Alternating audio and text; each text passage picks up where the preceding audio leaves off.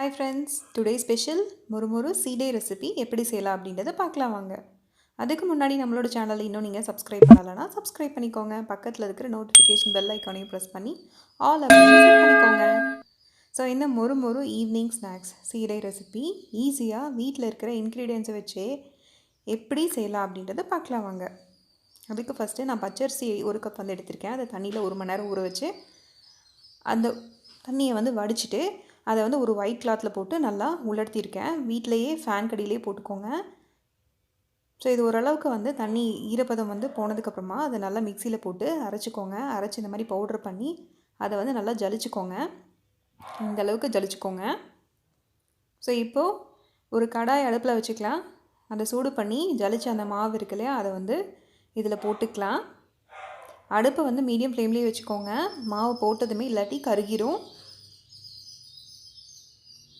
So இதை போட்டு நல்லா வந்து வறுத்துக்கோங்க. மாவு நல்லா உதிரி உதிரியாக பொல பொலன்னு இருக்கும், அந்தளவுக்கு வறுத்துக்கோங்க. அடுப்பை வந்து சிம்லேயே வச்சுக்கோங்க, ஈஸியாக வந்து கருகிரும். ஸோ இப்போ இந்த அளவுக்கு வந்து வறுத்தா போதும். ஸோ இப்போ அடுப்பை ஆஃப் பண்ணிடலாம். ஸோ இந்த வறுத்து வச்ச மாவை வந்து ஒரு மிக்சிங் பவுலில் வந்து போட்டுக்கலாம். இது கூட நான் வந்து பொட்டுக்கடலை ஒரு 1/2 கப் வந்து ஃபைன் பவுடராக அரைச்சி ஜலிச்சு வச்சுருக்கேன். அதை இது கூட சேர்த்திக்கலாம். சேர்த்து கலந்துட்டு சால்ட் வந்து ஒரு 1/2 டீஸ்பூன் வந்து சேர்த்திக்கலாம். உங்களோட டேஸ்ட்டுக்கு தகுந்த மாதிரி நீங்கள் சால்ட்டு போட்டுக்கோங்க. போட்டு நல்லா கலந்து விட்டுக்கோங்க. அந்த சால்ட் வந்து நல்லா மிக்ஸ் ஆகிற மாதிரி கலந்துக்கோங்க. இது கூட நான் வந்து ஓமம் வந்து ஒரு 1/4 டீஸ்பூன் அதையும் வந்து இது கூட போடுறேன். எள்ளு இருந்ததுன்னா எள்ளு கூட போட்டுக்கோங்க. இப்போது ஆயில் ஒரு 2 டேபிள் ஸ்பூன் நல்லா சூடு பண்ணி அதையும் இது கூட சேர்த்திக்கோங்க. ஆயில் சூடாக இருக்கிறதுனால கை விட்டு கலக்க வேண்டாம். ஒரு ஸ்பூன் வச்சு கலந்துக்கோங்க.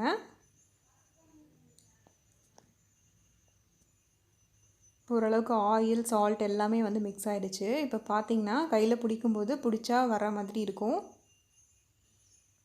இந்தளவுக்கு இருக்குது. இப்போ நம்ம தேவையான அளவு தண்ணி சேர்த்தி சப்பாத்தி மாவு பதத்தில் வந்து இதை வந்து நல்லா பிசைஞ்சு எடுத்துக்கலாம். கொஞ்சம் கொஞ்சமாக தண்ணி விட்டுக்கோங்க. மாவில் வந்து ரொம்ப ஈரப்பதம் இருந்தது அப்படின்னா வந்து சீடை எண்ணெயில் போட்டதுமே வந்து வெடிக்க ஆரம்பிச்சிரும். அதனால தான் நம்ம வந்து மாவை வந்து வறுத்துக்கிறோம். வறுத்துட்டோம் அப்படின்னா அந்த மாதிரி போட்டதுமே வெடிக்காது. ஸோ இப்போ இந்தளவுக்கு சப்பாத்தி மாவு மாதிரி நல்லா சாஃப்டாக வந்து மாவு வந்து பிசைஞ்சாச்சு.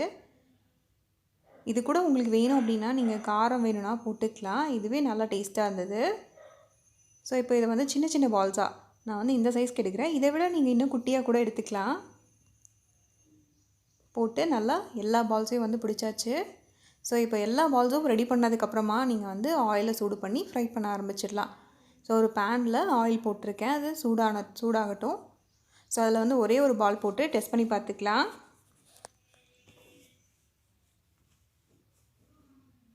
ஸோ நம்மளோட சீடை வந்து வெடிக்கலை.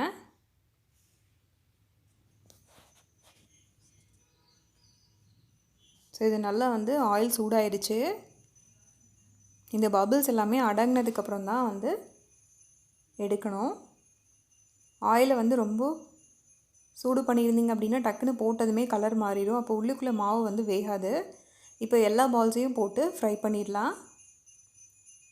ஃபஸ்ட்டு ஒரு பேட்ச் வந்து போட்டுக்கலாம். அடுப்பை வந்து மீடியம் டு ஹை அதுக்கு சென்டர்லேயே வச்சுக்கோங்க. இந்த பால்ஸை போட்ட உடனேயுமே கலக்காதீங்க. கொஞ்சம் நேரம் ஆனதுக்கப்புறமா கலந்து விட்டுக்கோங்க. அப்போ தான் வந்து எல்லா பக்கமும் வேகும். இந்த பால்ஸ் வந்து கொஞ்சம் கூட எண்ணெய் குடிக்காது. அரைச்ச உடனேயுமே நம்ம வந்து இது பண்ணுறோம். அதனால் வந்து ஆயில் அப்படி அப்சர்வ் பண்ணாது.